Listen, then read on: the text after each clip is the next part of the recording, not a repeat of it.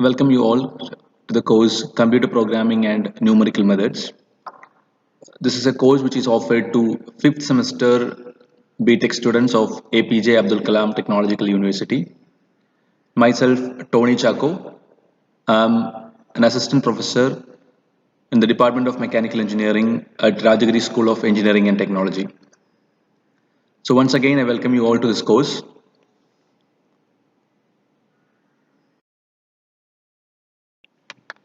So let's see the syllabus of this course first.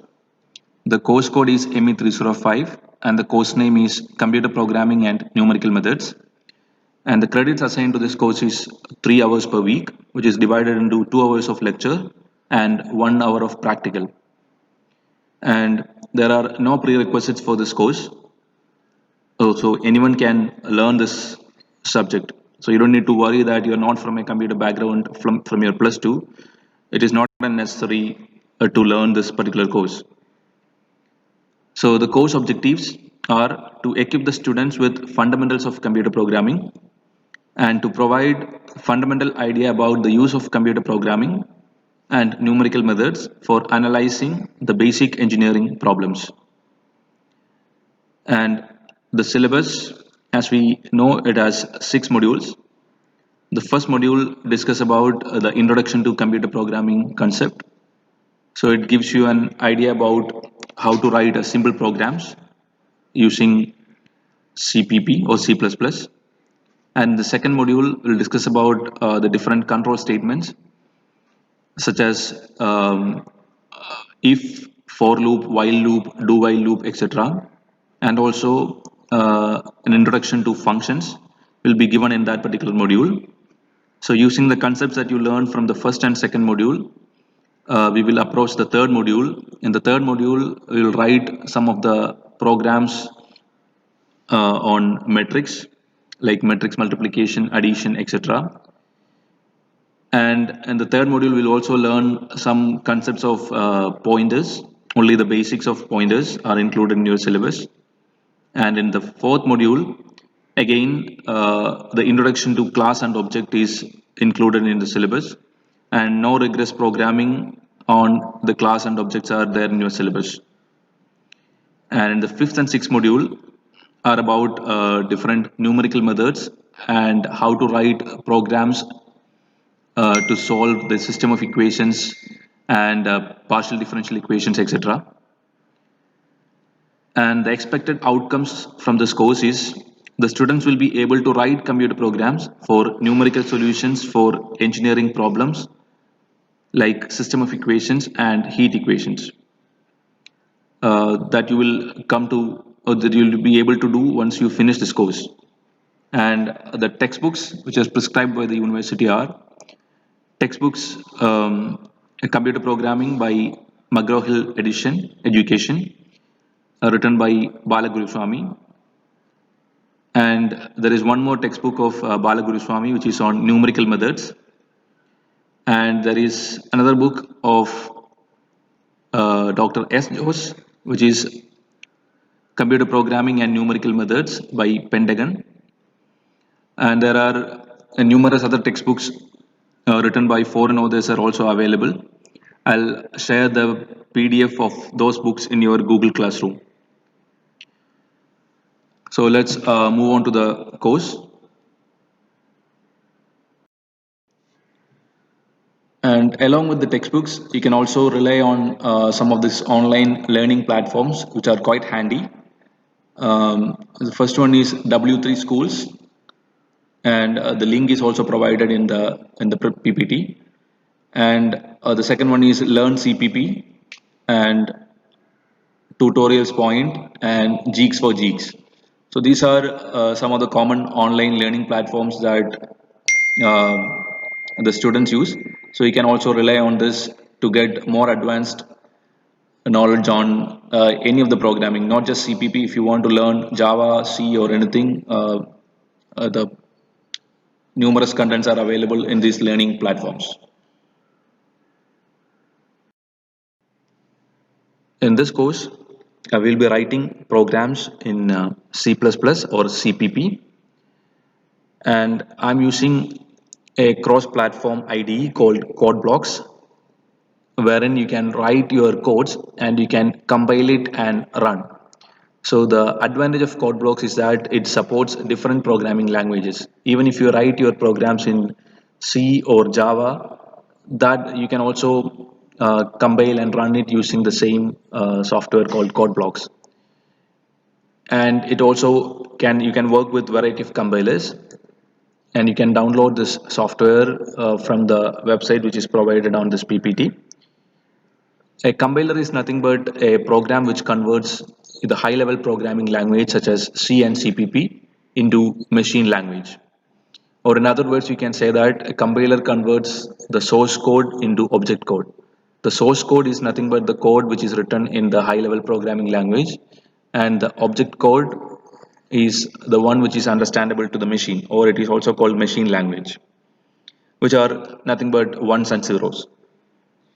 Okay, and there are different online C++ compilers are also available.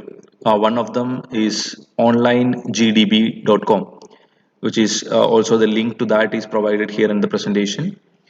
So if you don't want to download this code blocks to your system, you can directly go to this website and code it there, and you can run there in the run, and you will get the result there in the window. So these are the different options which are available in order to run your code. So in the computer, all data, whatever its form, is stored and used in binary codes, strings of ones and zeros. Instructions and data are stored together in the computer memory using these binary codes. So if you look at the binary codes representing these instructions and data in memory, you won't be able to tell the difference between them. They're distinguished only by the manner in which the computer uses them.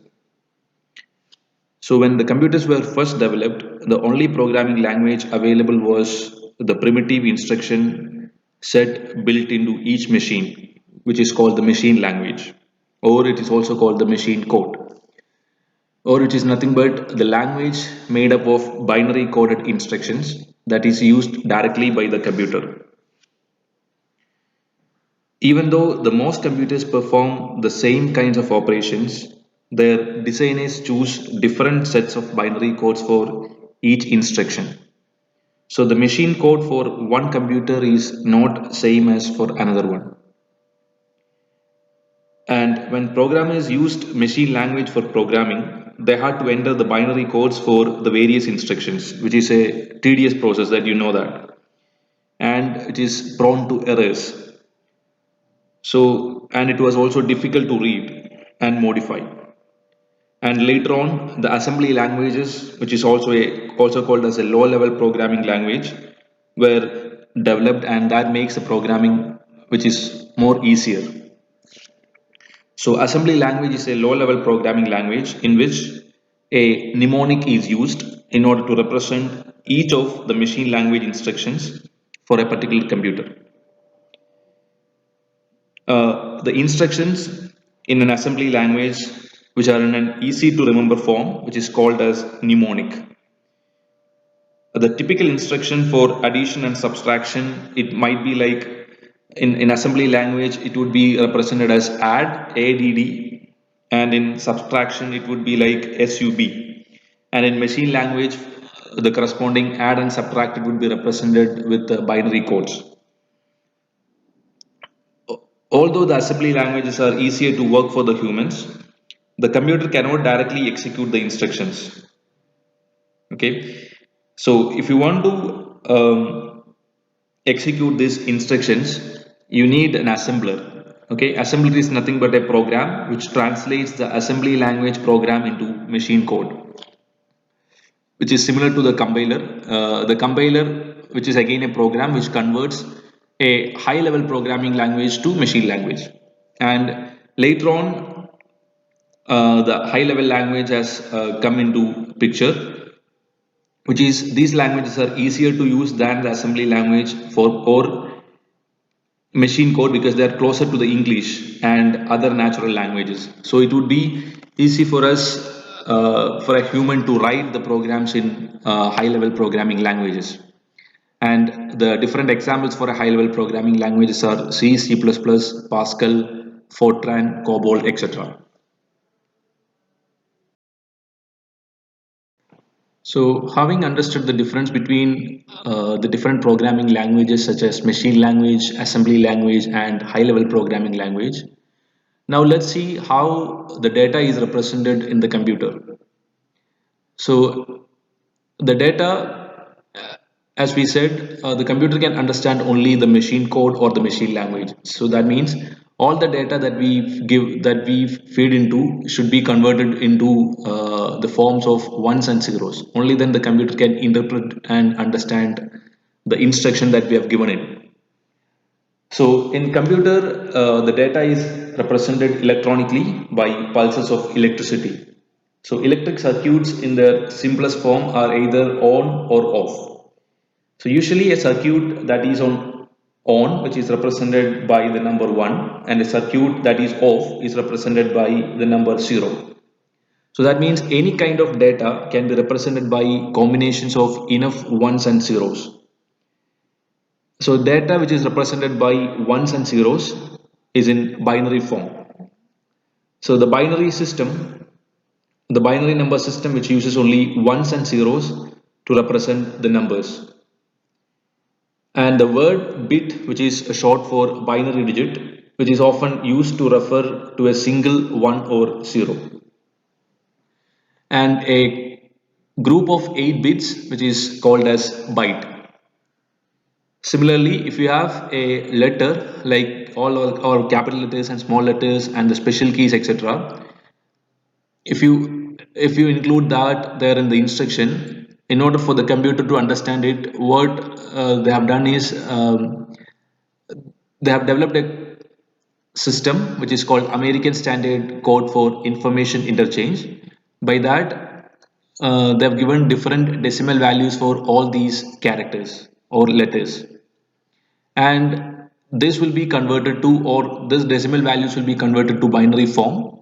Then the computer can understand that this is corresponding to a particular letter or a character. For example, the letter A is represented in binary form as 01000001, which is equivalent to the decimal value 65. That means the ASCII value for the letter A is 65, the decimal value corresponding to that. Similarly, for all the other letters and special characters, there is a decimal value which is assigned to that.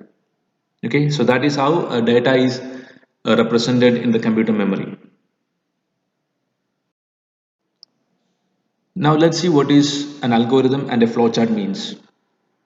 An algorithm is a step-by-step procedure for solving a problem in a finite amount of time. The implementation, which involves coding as well as testing of an algorithm, varies from one programming language to another. So in algorithm, what we do is that we will write the step-by-step procedure for solving the problem. So regardless of the programming language, you can write the step-by-step procedure. So depending upon the programming language, the way in which you implement it may be different. But anyone who reads the algorithm will be able to understand this is how you are going to solve the problem. Okay, so it's always better that we prepare the algorithm so that you can easily convert that into any programming language. And flowchart, which is a graphical representation of an algorithm, that is again for user friendliness, so that the user will easily able to see the problem and the solution method that you have employed as well. So it would be easy for an outsider to look at the problem and understand the problem thoroughly. So the programmers often use it as a programming planning tool not to solve a problem. And a flowchart, it makes use of different symbols which are connected among them to indicate the flow of information and processing. And in the coming slides, we will see the different symbol examples wherein we write the algorithms and flowchart for to solve the problem. Then you will understand more on these topics. Now in this slide we will see the different symbols which are used to represent an algorithm diagrammatically. The first one is an arrow which is called as a flow line, which is used to indicate the flow of logic by connecting the different symbols. And this oval shape which is used to stop and start, or is also called the terminal, which used to represent the start and the end of a flowchart or the start of end of a program. And this parallelogram shape which is used to as input and output commands. So if you have an input operation or an output operation to perform, that we represent inside this parallelogram. And for processing any information, such as if you want to do any calculations like let's say addition, subtraction, etc., we use a rectangle, so which is used for arithmetic operations and data manipulations. And in order to make a decision, we use this rhombus shape, and which is used to represent the operation in which there are two alternatives like true and false. Maybe for example, if you want to see check two numbers which is the largest one, then you can give that decision making inside this rhombus shape. And the last one is a circle shape which is on page connector, which is used to join the different flow lines.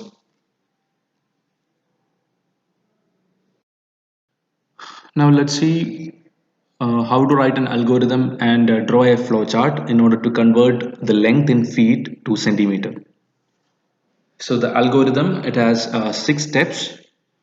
The step 1, which is a start of operation, and in step 2 we need to declare the variables which are length in feet, which is I have used L feet, LFT, and for length in centimeter I have used LCM.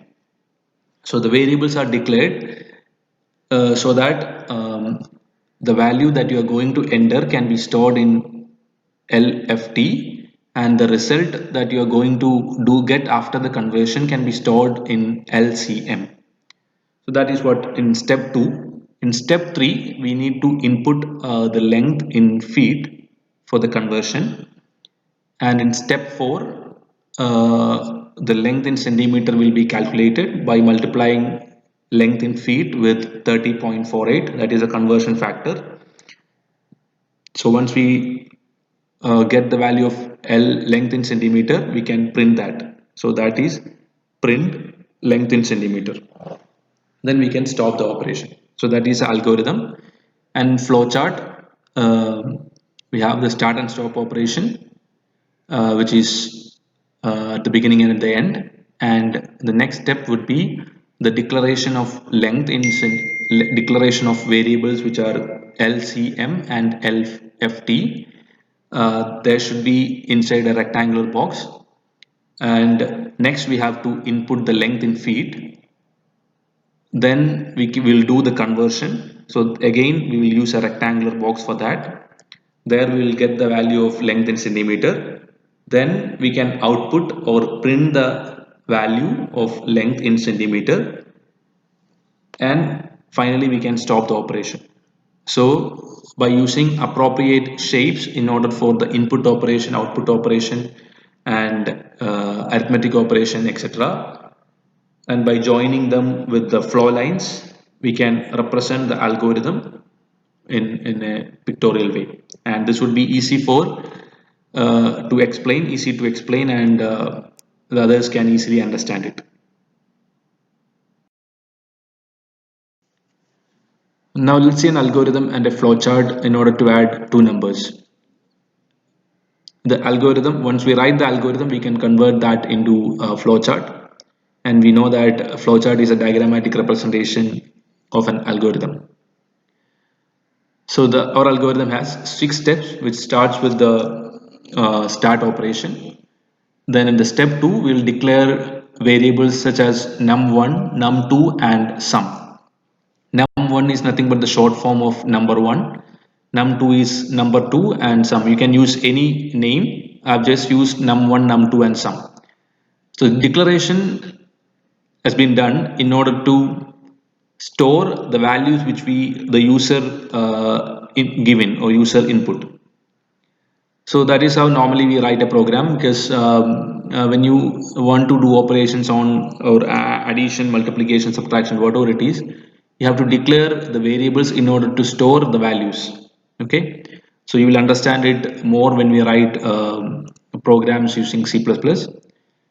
Then we can read the values for number 1 and number 2. So that is, it accepts the input from the user, and that will be stored in the variables num1 and num2. That is what happens in the step 3 of algorithm. Then in the step 4, the values which are there in the num1 and num2 will be added, and that will be given to the variable sum, which we already declared in the step 2. And in the step 5, we can display the result, which is stored in the variable called sum. So display sum. And the step 6, we can stop the operation, because we have already found out the sum and displayed the result. So the same thing can be converted to a flowchart. The first and last operation, as we know, which is a start and stop operation. Then the second one is declaration of variables, which are num1, num2 and sum. And please note, the declaration has been done inside the rectangular box. And next we have to input the values for num1 and num2.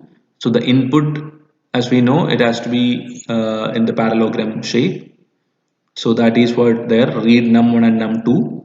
Then next we need to sum these two numbers, num1 and num2, and give it to the variable sum. So that is an arithmetic operation, so that it should be there inside a rectangular box. So that is what there. Then once we've done it, then we can display the result. So that is why again we use a parallelogram shape for that. Then we can stop the operation. So this is how we draw the flowchart from the algorithm. Let's see another problem.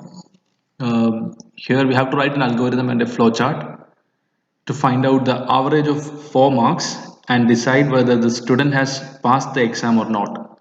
And the condition to check is the pass mark is 50. So if his average mark is less than 50, then he'll be considered as failed. And if it is more than 50 or greater than or equal to 50, be considered as pass.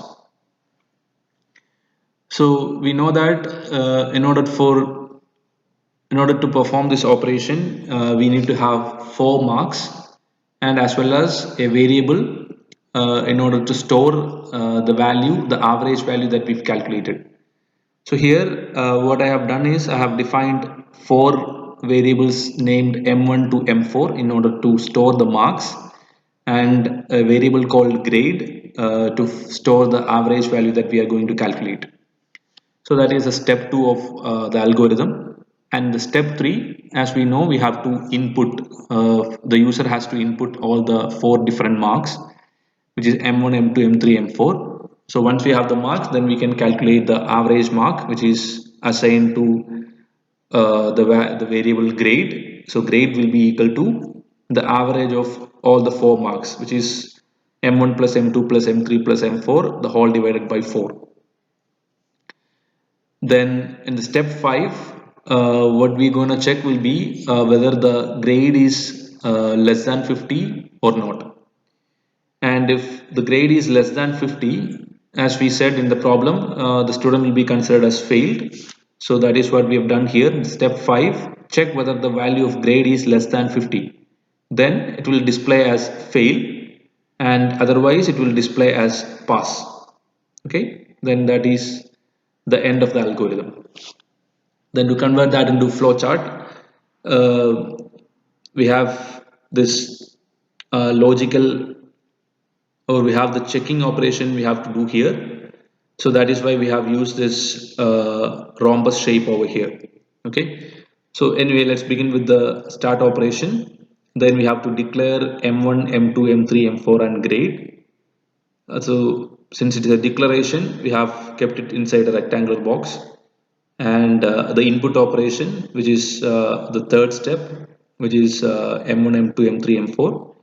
Then grade will be calculated as we've seen in the algorithm, and since it is an operation, we've kept it inside a rectangular box. So the value of the grade, we need to check whether it is less than 50 or not, or so that is why we have used this rhombus shape. And if the grade is less than 50, if the result of this operation, if it is S, then it will go to this branch of the flowchart. That means the student will be student is failed, and it will be displayed as failed.